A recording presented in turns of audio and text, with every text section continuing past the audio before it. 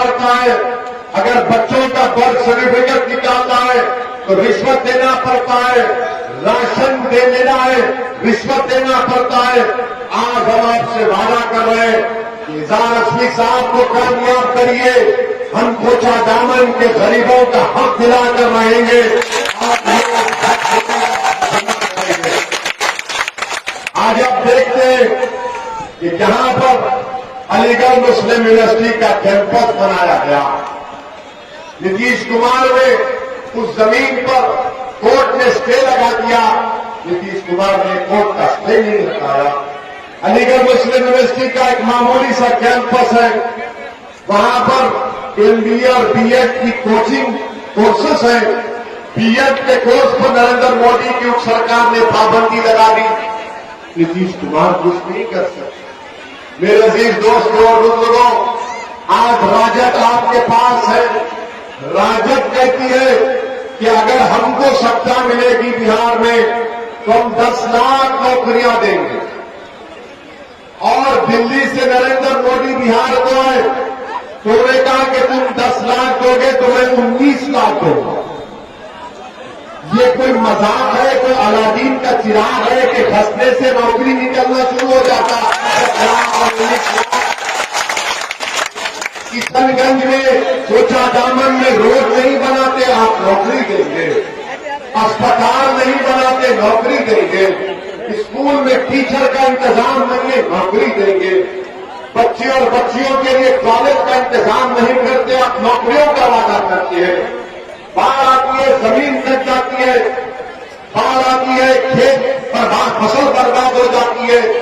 मगर ये बात आपके वोट हासिल करने के लिए राजद ने और बीजेपी ने एक नया सोचा छोड़ा है। मैं जेडीयू के जो यहां के उम्मीदवार हैं, हम उनसे जानना चाहते हैं कि क्या नीतीश कुमार ने नहीं कहा था कि मैं संघ मुक्त भारत करूंगा, और आज नीतीश कुमार नरेंद्र मोदी के साथ बैठे हैं। हम जेडीयू के कैंडिडेट से जनाब मुजाहिद साहब से पूछना चाहता हूं, बताओ कि जब पार्लियामेंट में जो नरेंद्र मोदी के साथ आज आप वोट मांगने आ रहे कोचा दामन की सरजमीन को, यही नरेंद्र मोदी की सरकार ने पूरे भारत में CAA का कानून लेकर आए, वो CAA NPR NRC का बिल लेकर आए, तो पार्लियामेंट में या जेडीयू ने उस बिल की मुखालिफत की थी?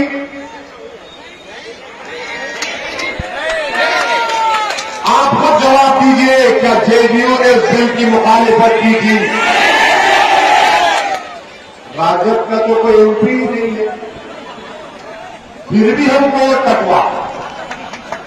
40 लोकसभा की सीट बिहार में राजद का एक भी नहीं जीता, और पार्लियामेंट में जब बिल लेकर आए, पार्लियामेंट में जब बिल लेकर आए तो कौन उठा? पूछो ये कांग्रेसियों से, किसने भारत की पार्लियामेंट में 540 की आवाज में अगर किसी ने उठकर नरेंद्र मोदी की सरकार के सामने बेबाक तरीके से खुलकर सच्चाई को बयान कर कहा कि CAA का कानून भारत के संविधान और आईन के खिलाफ है, ये मजहब के नाम पर मुसलमानों से नाइंसाफी करता है, और हमने नरेंद्र मोदी की सरकार के सामने बता दिया कि जिस तरह महात्मा गांधी ने जनूबी अफ्रीका में सफेद फार्म हुकूमत के कानून को फाड़ा था, हमने नरेंद्र मोदी से इस कानून को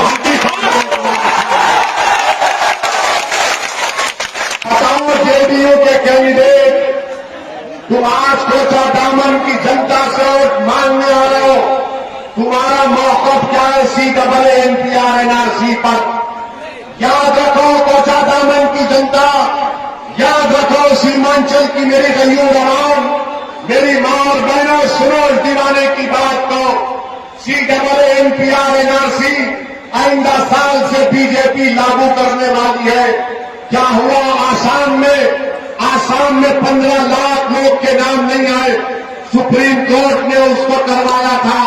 5 लाख मुसलमान के नाम थे, 15 लाख हमारे गैर मुस्लिम भाइयों के नाम थे, तो बीजेपी ने आसाम में कह दिया कि जो 15 लाख हमारे गैर मुस्लिम भाई हैं उनको नरेंद्र मोदी CAA से भारत की सिटीजनशिप शहरियत देगा, और जो 5 लाख आसाम में मुसलमान के नाम नहीं आए उनको कोर्ट में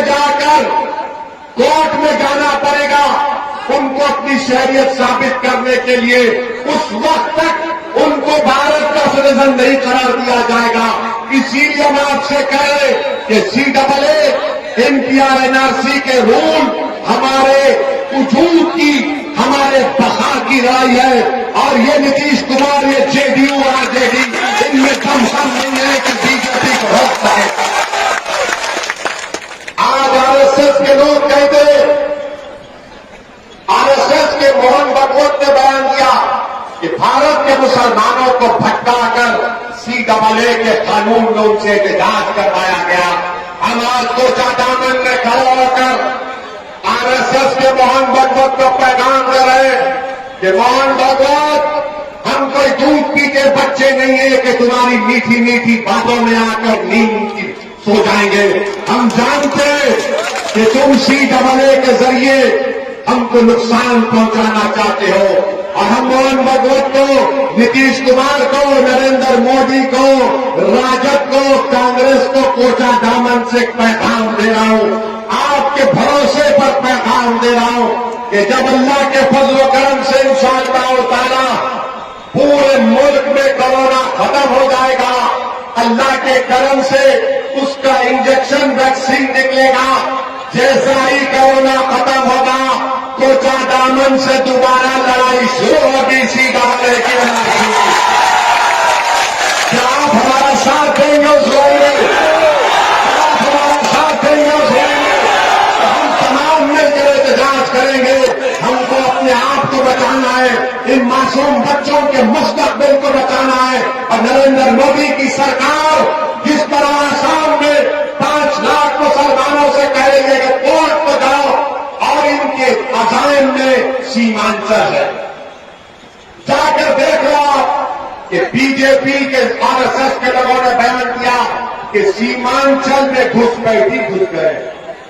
मैं आपसे सवाल कर रहा हूं, मेरे सवाल का जवाब आपको देना पड़ेगा ताकि कोचा दामन के JDU के कैंडिडेट को मालूम हो जाए, नीतीश कुमार को मालूम हो जाए, नरेंद्र मोदी को मालूम हो जाए, राजद के लोगों को मालूम हो जाए, क्या सीमांचल में घुसपैठी है या भारत के लोग? जवाब दो।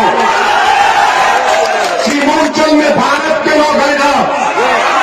क्या घुसपैठी है सीमांचल में? तो बताओ नीतीश कुमार के कैंडिडेट, तुम्हारी जबान खामोश क्यों है? तुम जिस पार्टी का साथ दे रहे हो वो RSS के लोग सीमांचल के गरीब आराम पर उंगली उठा रहे, हमारी वफादारी पर शक कर रहे। अरे JDU और राजद वालों, RSS वालों, अगर हमारी वफादारी देखना है तो कोचा दामन के कब्रिस्तानों में जाकर देखो, हम सीना तान कर जमीन हमको जिंदा रखेगा, सीना तान कर जिएंगे, अपने हक के लिए लड़ेंगे, अपने बच्चों की तालीम के लिए लड़ेंगे, अपनी बच्चियों की तालीम के लिए लड़ेंगे। मेरे अजीज दोस्तों और बुजुर्गों, ये मिजाज आपको देना है, और हम आपके दरमियान में खड़े होकर इज़ान असली से कहना चाहते हैं कि साहब, जब आप अल्लाह के फजलो करम से कोचा दामन की जनता की दुआ वोट की वजह से कामयाब होंगे, तो जब आप पटना को जाएंगे तो पटना की विधानसभा में इज़ान असली साहब आपको कोई भी मुख्यमंत्री बने, हम तो उम्मीद करते हैं कि उपेंद्र कुशवाहा बिहार का नया मुख्यमंत्री बने। मुख्यमंत्री जो भी होगा, इजहार खड़े होकर उसकी आंख में आंख डाल कर कहेगा कि मुझे कोचा दामन की गयूर जनता ने मुझे भिजाया है, मैं न अपनी गर्दन को झुकाऊंगा, न अपनी नजरों को नीचा रखूंगा, बल्कि मैं इस असेंबली में खामोश बैठने के लिए नहीं आया हूं, मैं इस असेंबली में मसाइल उठाऊंगा, हमारे कोचा दामन की जनता की तकालीफ को बयान करूंगा, और लड़कर कोचा दामन की जनता के मसाइल को हल करूंगा। क्या आप चाहते हैं कि बेकार उसकी साथ हाथ उठाकर जनता को आप तरफ होने दीजिए कि आप लड़ेंगे कोचा दामन की गरीब जनता के लिए। मेरे अजीज दोस्तों और बुजुर्गों, अगर आज बीजेपी को कोई कोचा दामन से हरा सकता है तो कौन हरा सकता है? बोला कोचा दामन से अगर कोई बीजेपी जेडीयू को हरा सकता है, आरएसएस को हरा सकता है, तो कौन हरा सकता है? तो आप समझ गए ना कि राजद क्या काम कर रहा है।